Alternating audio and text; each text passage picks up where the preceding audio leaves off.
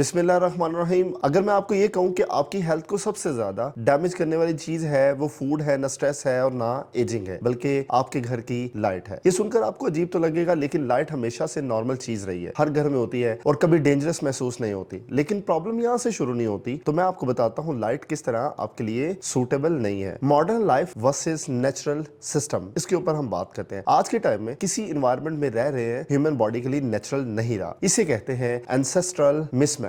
पहले इंसान का एनवायरनमेंट कुछ और था और आज बिल्कुल ही डिफरेंट है। और सबसे बड़ा मिसमैच है लाइट, क्योंकि लाइट डायरेक्टली कंट्रोल करती है एक सिस्टम को जिसका नाम है सर्केडियन रिदम। सर्केडियन रिदम असल में एक बायोलॉजिकल क्लॉक है जो कंट्रोल करता है आपके मूड को, मेटाबॉलिज्म को, हार्मोन्स को और स्लीप साइकिल को। आपके ब्रेन में एक मास्टर क्लॉक होता है जो पूरी बॉडी के डिफरेंट ऑर्गन को सिंक्रोनाइज यानी कि इकट्ठा करता है। इस सिस्टम का सबसे इंपॉर्टेंट फैक्टर है कॉन्ट्रास्ट। दिन हो तो ब्राइट लाइट आपको महसूस होगी, रात हो तो डार्कनेस होगी। प्रॉब्लम कहां से शुरू होती है? पहले क्या होता था, दिन में 10,000 से 1,00,000 लक्स सनलाइट होती थी और रात में ऑलमोस्ट जीरो लाइट होती थी, मून लाइट के बराबर, जिसे 0.1 लक्स कहते हैं। लेकिन आज दिन में इंडोर लाइट सिर्फ 100 से 500 लक्स है और रात को मोबाइल, टीवी, एलईडी की लाइट्स 300 से लेके 1,000 लक्स तक है। मतलब दिन डिम हो गए हैं और रात ब्राइट हो गई। ये बिल्कुल उल्टा सिस्टम हो गया है। आपको मैंने ऊपर वर्ड बोल के बताया लक्स। ये होता क्या है ये सुनो। लक्स एक यूनिट है जो मेजर करता है कि लाइट कितनी ब्राइट है। एग्जांपल के तौर पे सनलाइट 1,00,000 लक्स तक होती है। क्लाउडी डे जो होता है वो 2,000 से 10,000 लक्स तक होता है। रूम लाइट 100 से 500 लक्स तक होती है। फोन और टीवी की जो लाइट होती है वो 300 से 1,000 लक्स तक होती है और मून लाइट जो होती है वो 0.1 लक्स होती है। यहाँ से क्लियर है कि हम नेचुरल सिस्टम से कितना दूर हो चुके हैं। मेलेटोनिन की सबसे पहले प्रॉब्लम आती है। मेलेटोनिन वो हार्मोन है जो स्लीप स्टार्ट करता है। ये डिले हो जाता है और ये प्रॉपरली रिलीज नहीं होता। और फिर आता है कॉर्टिसोल का डिस्टर्ब होना। ब्लू लाइट कॉर्टिसोल को एक्टिवेट करती है, मतलब रात को भी बॉडी अलर्ट रहती है। स्लीप क्वालिटी जो होती है वो कम हो जाती है। सिर्फ सरफेस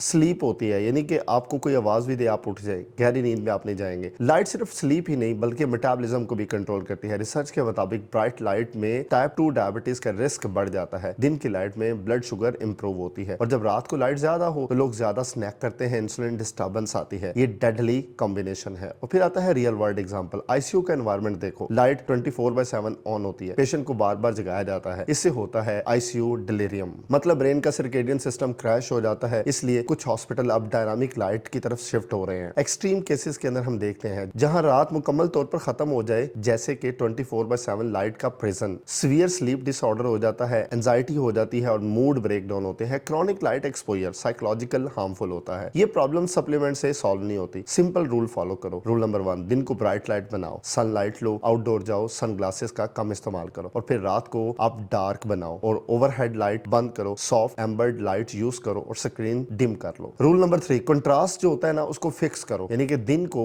आप स्ट्रॉन्ग लाइट का सिग्नल फील करो और रात को ऑलमोस्ट डार्कनेस की तरफ जाओ। रूम की छोटी एलईडी लाइट कवर करो, चार्जेस की लाइट बंद करो, पॉसिबल हो तो वार्म लाइट का बल्ब इस्तेमाल करो। हमने जो नतीजा अखज किया वो ये है, मॉडर्न डिजीज सिर्फ फूड की वजह से नहीं होती, एनवायरमेंटल भी इसका एक बड़ा फैक्टर है और उन सब में लाइट सबसे ज्यादा पावरफुल है। उम्मीद है अब आप लाइट कम करके रात को और ब्राइट लाइट को ज्यादा दिन में देखेंगे, जिससे आप एक नेचुरल ह्यूमन बॉडी बिहेवियर की तरफ जाएंगे। मैं आपका शुक्रगुजार हूँ। अल्लाह हाफिज।